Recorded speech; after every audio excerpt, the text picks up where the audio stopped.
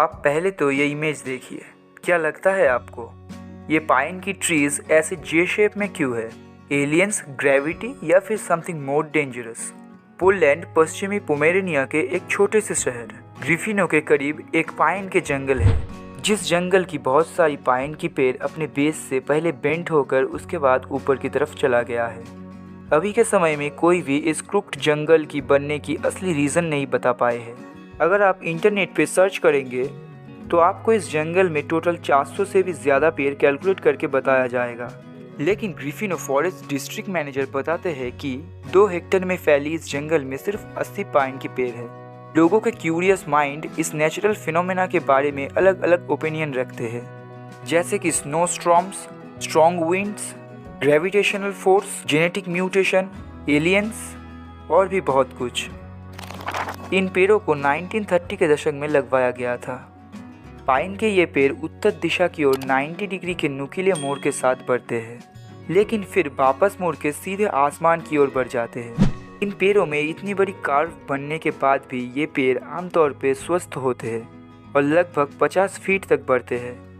और आखिर में इस जंगल के बारे में एक बात या फैक्ट बताना चाहूँगा कि इस जंगल के सभी पेड़ में ऐसे बड़े कार्व नहीं है।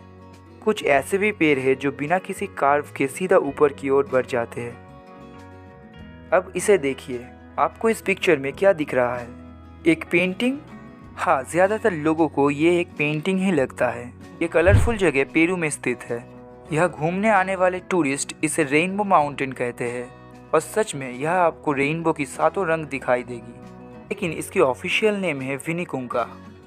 It's one of our planet's incredible natural wonders. ये अंदिस पर्वत की एक ऐसी अनबिलीवेबल कलर फॉर्मेशन है जो कुस्को शहर से 60 माइल साउथ ईस्ट में ओशंगत ग्लेशियर पर समुद्र तल से 5200 मीटर ऊपर स्थित है। इस रेनबो माउंटेन की रंग उन खनिजों की संरचना का परिणाम है जो करोड़ों साल से पहाड़ की दीवारों पर जमा हुआ है।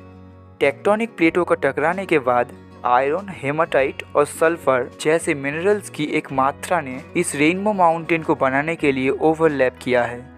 ये खूबसूरत माउंटेन लंबे समय तक बर्फ़ की मोटी परत से ढकी हुई थी, जो केवल 40 साल पहले बढ़ते टेम्परेचर के साथ दुनिया के सामने आया, जब बर्फ़ पिघल गई और हमें एक पूरा नया लैंडस्केप को देखने मिला। अगर आप यहाँ घूमने जाना चाहते हो तो मैं बता दूँ आप लोगों को कि दिसंबर, जनवरी, फरवरी इन महीनों में आप यहाँ मत जाइए, क्योंकि इस समय यह बहुत सारी बारिश होती है, तो आप हाइकिंग नहीं कर सकते और इस समय बारिश के कारण माउंटेन की रंग भी फीके पड़ जाती है। इसलिए रेनबो माउंटेन में घूमने जाने की सबसे अच्छी समय है सुबह या शाम को।